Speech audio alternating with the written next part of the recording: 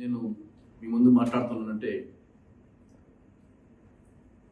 మా వైఎస్ఆర్ పార్టీ తరపున 5 ఏళ్ళు పరిపాలన చేసిన దానికి మా పూతలపల్లి నియోజకవర్గం ప్రజలందరూ కూడా నేను థ్యాంక్స్ చెప్తున్నాను.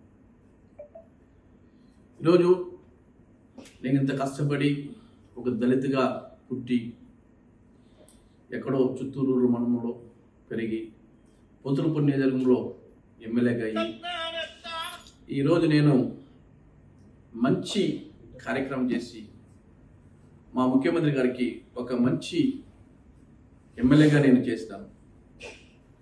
కానీ ఈరోజు నేను చేసింది తప్పు ఏమీ నాకు తెలియదు. కానీ ఈరోజు మాకు సీటు కేటాయిస్తలేదు అని చెప్తున్నారు. మా తప్పు ఏముండదని కూడా ఆయన ఒకసారి తెలియజేస్తున్నారు.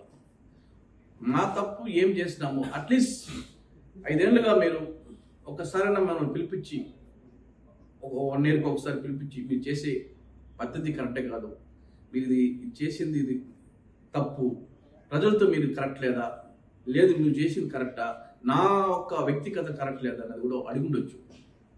5 ఏళ్ళుగా గడప గడప తిరగమన్నారు. 5 ఏళ్ళుగా గడప గడప తిరిగినాను. సీఎం గారు అనౌన్స్మెంట్ చేయకముందే దాదాపు నేను 5 నెలల ముందే నేను చేస్తాను అనమాట. మళ్ళీ అనౌన్స్మెంట్ చేసిన తర్వాత మళ్ళీ నేను 1.5 yearగా నేను గడప గడప చేస్తాను. చిత్తూరు జిల్లాలో నేను చేయకుండా ఎవరు చేయకుండా అన్ని పూర్తి చేసినాను అనమాట. సీఎం గారేమో మీరు గడప గడప చేయండి నేను చూసుకుంటున్నారు. ఈరోజు చూస్తేమో మీ పర్ఫార్మెన్స్ బాగాలేదు, మీ సర్వే బాగాలేదు అంటున్నారు. ఇది ఎక్కడి నుంచి ఎక్కడికి కరెక్ట్ అది కూడా మాకు అర్థం కలగచ్చేసి. అంటే మీకు దళితులు అంటే ఎంతవరకు కరెక్ట్ అనేది కూడా కొంచెం ఆలోచించేసి. అంటే ఈరోజు పూతలపట్టు నియోజకవర్గంలో దళితులు ఎక్కువ ఓటర్ శాతం ఎక్కువ ఉండవచ్చు. దాదాపు 80,000 ఓట్లు దళితులు ఉండవచ్చు. బీసీలు 60,000 ఓట్లు ఉండవచ్చు. ఇప్పుడు ఈరోజు మీరు సర్వే బాగలేదు, మీకు వ్యతిరేకం ఉన్నది. వ్యతిరేకం ఉన్నప్పుడు మా ప్రజలంతా పిలవండి, పిలిచి మాట్లాడండి. వ్యక్తిగతం ఏముండదు. ఎమ్మెల్యేకి మీకు ఏమైనా ప్రారంభమైంది అనేది చాలా మంది నాయకులు ఉన్నారు, మా కోసం కష్టపడ్డలు ఉన్నారు. మాతో 5 ఏళ్ళుగా కాలంతో పాటు మేము నడిచినాం వచ్చేసి. నాకుండే నమ్మకం మీద నన్ను ఇంతవరకు నడిపించినారు. కానీ ఈరోజు ఒక్కో రోజుల్లో వచ్చి మీరు మీ పర్ఫార్మెన్స్ బాగాలేదు, మీ సర్వే బాగాలేదంటే సర్వే చేసింది ఎక్కడ సర్వే చేసినారు? ఐబ్యాక్ సర్వే అంటే కరెక్టా? ఏ రోజులో ఐబ్యాక్ సర్వే అనేది మీరు ఆలోచించవచ్చు. డబ్బులు ఇస్తే ఏమైనా చేస్తారు ఐబ్యాక్ వాళ్ళు వచ్చేసి. ఎంతవరకు ఎవరు రాస్తారు, ఎవరు తలరత్త మార్చేస్తారు. అంటే లాస్ట్ ఎలక్షన్కి ఐబ్యాక్ ఏమన్నా మీకు ఏదైనా రిపోర్ట్ ఇచ్చినారా? మీరు మాకు నమ్మకం పెట్టి మా మీద మీరు సీట్ ఇచ్చినారు. 30,000 ఓట్లు నేను గెలిచాను వచ్చేసి. ఈరోజు 30,000 గెలిచింది ఈరోజు ఎంతో రావచ్చు, సగం వస్తుంది, లేదా ఇంకొకటి ఎక్కువ రావచ్చు. నేను చేసిన కష్టం నాకున్నది వచ్చేసి. అన్నీ వదులుకొని నా బిజినెస్ ఫ్యామిలీ అంతా వదులుకొని నా ప్రజలే నాకు, పార్టీ నాకు అని ఉన్నాను. కానీ మాకెందుకు ఇలా అన్యాయం చేస్తున్నారు వచ్చేసి. దీనికి పరిష్కారం అనేది సీఎం గారు మీరు 100% చెప్పాలి వచ్చేసి. ఎందుకంటే ఈ రోజుల్లో మనకు దళితులందరికీ న్యాయం జరగలేదు, అన్ని చోట్ల మాకు ఇబ్బంది అవుతుంది వచ్చేసి. దళితులు చేసిన కర్మం ఏమి, పాపం చేసాం ఏం పాపం చేస్తాం చెప్పండి వచ్చేసి. నేను దళితులకు పుట్టింది వేస్తా మేము. ఈరోజు మీరు అంటున్నారు దళితులు, ఎస్సీలు, ఓసీలు, మాకు ఎస్సీలు, బీసీలు, మైనారిటీ అంటారు. కానీ మాకు ఏం న్యాయం చేస్తున్నారు? మీరు కొంచెం దయచేసి మీరు పరిష్కరించండి. మా ఒక నియోజకవర్గంలో ప్రజలతో మీరే నిర్ణయం తీసుకోండి. అందరూ లీడర్లు, క్యాడర్లు ఉన్నారు, పిలిపించుకోండి, మాట్లాడండి, న్యాయం చేసి. అది లేకుండా సర్వే లేదు, సర్వే బాగాలేదు అంటే ఏ సర్వే బాగాలేదు వచ్చేసి ప్రాక్టికల్గా వచ్చి మీరు చూస్తే మీకు తెలుస్తుంది. అది లేకుండా సర్వే బాగాలేదు, మీకు ఈసారి కాదు అనేది కరెక్ట్ కాదు. 5 ఏళ్ళుగా మేము కష్టపడింది దేనికి?